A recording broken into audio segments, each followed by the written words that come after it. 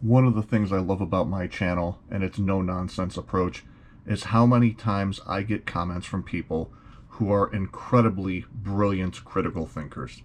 And I want you all to know I appreciate that.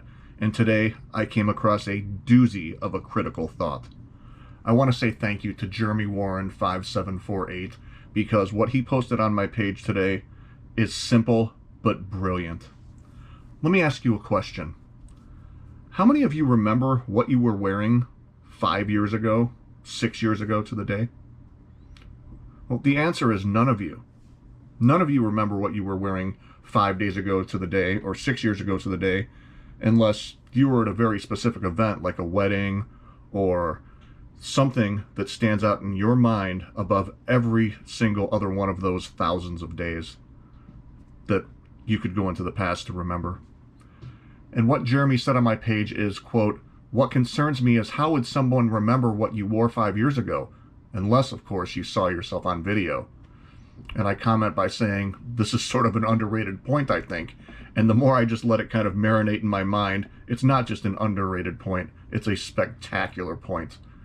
And it's likely investigators understand this too, because let's remember, in the Richard Allen probable cause affidavit arrest warrant, let's read the exact words here. It says, quote, "When he was interviewed on October 13th, 2022, now mind you, this is now, 5.5 years to the day. Well, actually not 5.5, 6, 7, 8. So 5 years and 8 months to the day of the crimes. Richard Allen remembers exactly on October 13th, 2022, from 5 years and 8 months ago, what he was wearing on that day.